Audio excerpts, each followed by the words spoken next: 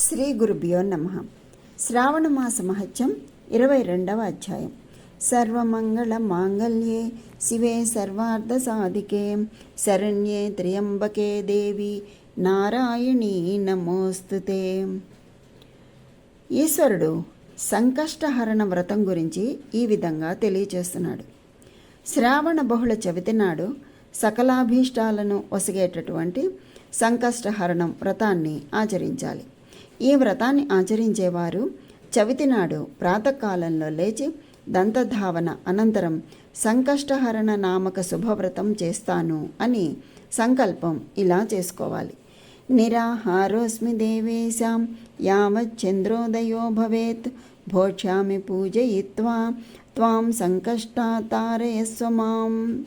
అంటే, ఓ దేవేశ, నేను ఇవాళ చంద్రోదయం అయ్యే వరకు నిరాహారుడనై ఉంటాను. రాత్రి కూడా నీ పూజ చేసి భోజనం చేస్తాను. నన్ను కష్టాల నుండి ఉద్ధరించు అని. తరువాత నల్ల నువ్వులు కలిపిన నీటితో స్నానం చేసి ఉదయకాలంలో ఆచరించాల్సిన సంధ్యావందనాదులు పూర్తి చేసుకుని గణాధిపుని పూజించాలి.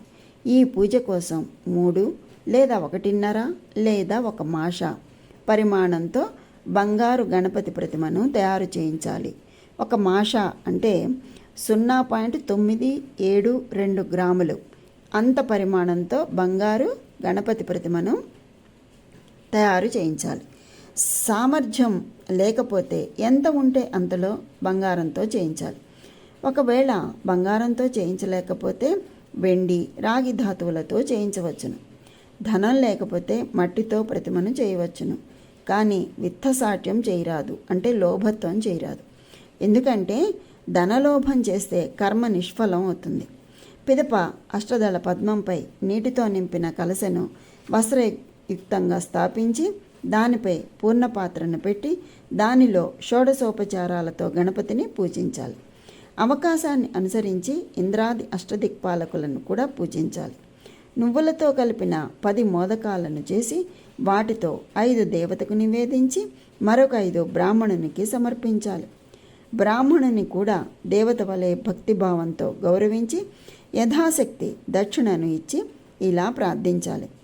విప్రవర్య నమస్తుభ్యం మోదకాంస్తే దదామ్యహం సఫలాన్ పంచసంఖ్యాకాన్ దేవదక్షిణయాయుతాన్ ఆపదుద్ధరణార్థాయ గృహాణ ద్విజసత్తమా అబద్ధమతిరిక్తం వా ద్రవ్యహీనం మయా కృతం తత్సర్వం పూర్ణతాం యాతు విప్రరూప గణేశ్వర అని. తర్వాత రుచికరమైన వంటలతో బ్రాహ్మణునికి భోజనం పెట్టాలి. పిదప చంద్రునికి ఈ మంత్రాలతో అర్ఘ్యం ఇవ్వాలి. క్షీరసాగర సంభూతాం సుధారూప నిశాకర గృహాణార్ఘ్యం మయా దత్తం గణేశ ప్రీతివర్ధన. ఈ విధంగా వ్రతాన్ని ఆచరిస్తే గణాధిపుడు సంతుష్టుడై కోరిన కోరికలన్నింటినీ తీర్చుతాడు.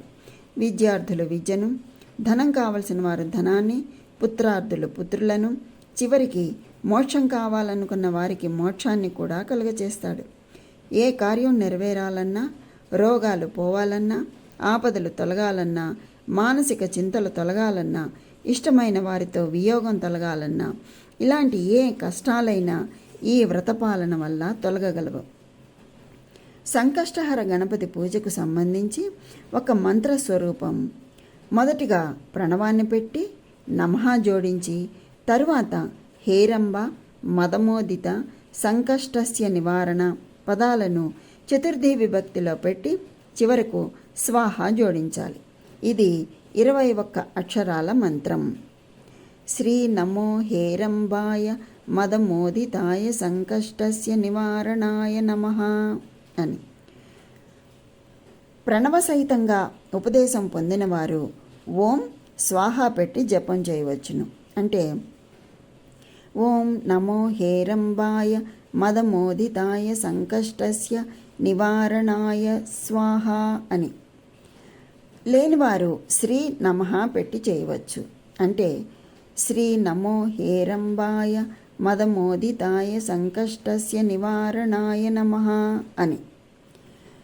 ఈ వ్రతంలో మోదక సమర్పణకు మరొక విధానం కూడా ఉంది.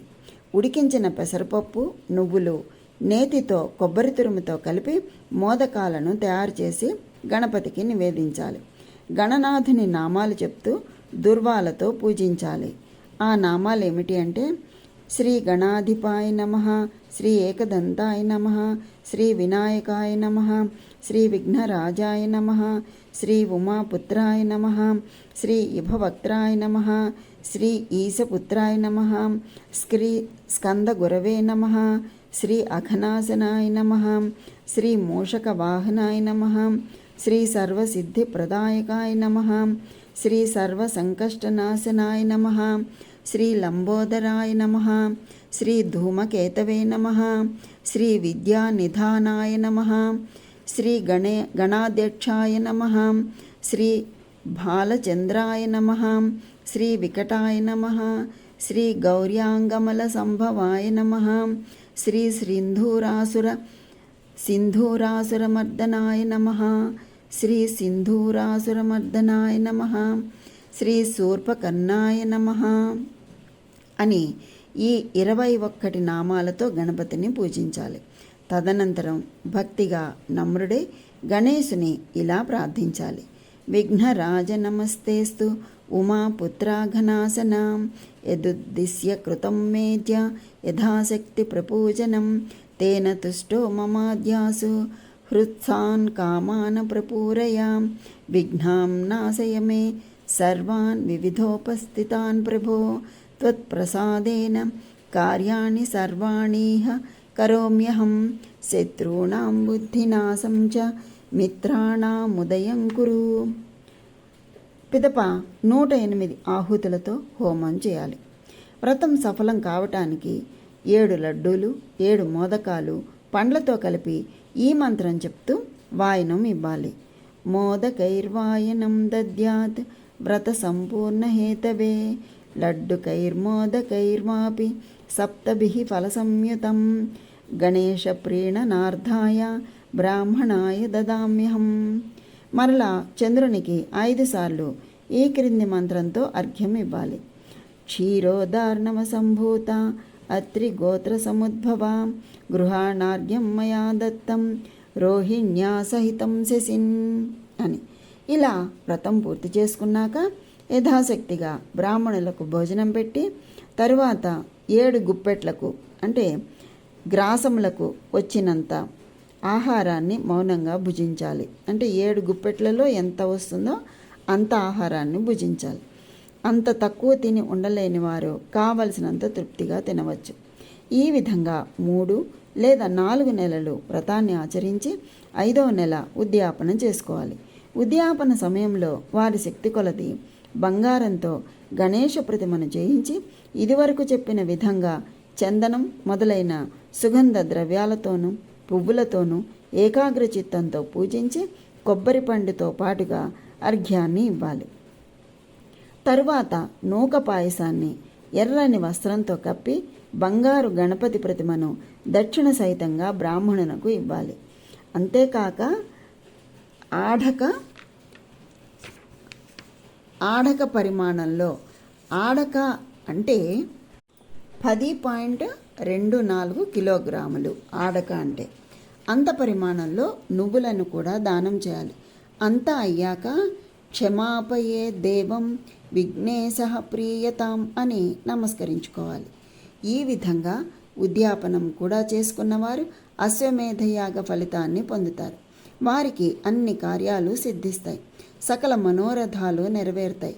పూర్వకల్పంలో స్కందుడు మా నుండి దూరంగా వెళ్ళినప్పుడు నేను చెప్పినట్లుగా పార్వతి 4 నెలలు ఈ వ్రతాన్ని ఆచరించి 5వ నెలలో తిరిగి కార్తికేయుణ్ణి పొందింది.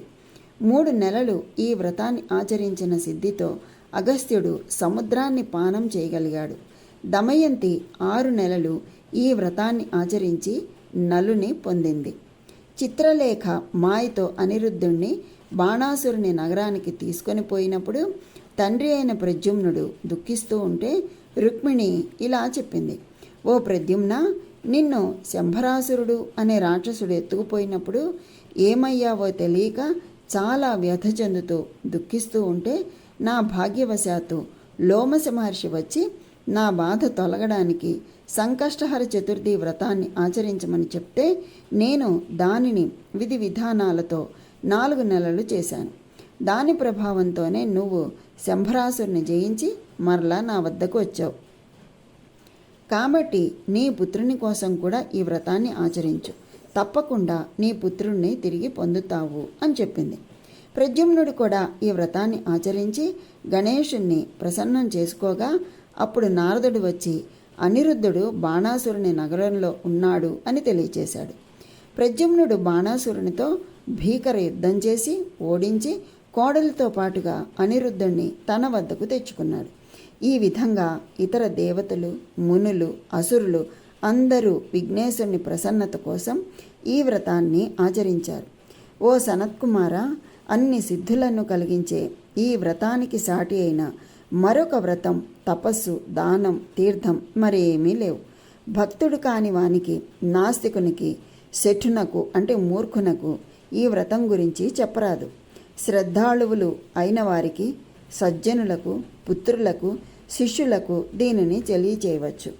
ఓ ధర్మిష్ట, విప్రర్షి, విధినందన, నువ్వు నాకు ప్రియమైన వాడవు, లోకోపకార బుద్ధి కలవాడవు. కాబట్టి నీకు ఈ వ్రతాన్ని ఉపదేశించాను అని పరమేశ్వరుడు తెలియచేశాడు. ఇది శ్రీ స్కాంద పురాణంలోని ఈశ్వర సనత్కుమార సంవాద రూపంగా ఉన్నటువంటి శ్రావణమాస మహత్యం నందు 22వ అధ్యాయం సంపూర్ణం. కనుక ఆ శివకేశవుల అనుగ్రహం అందరికీ కలగాలని కోరుకుంటూ స్వస్తి.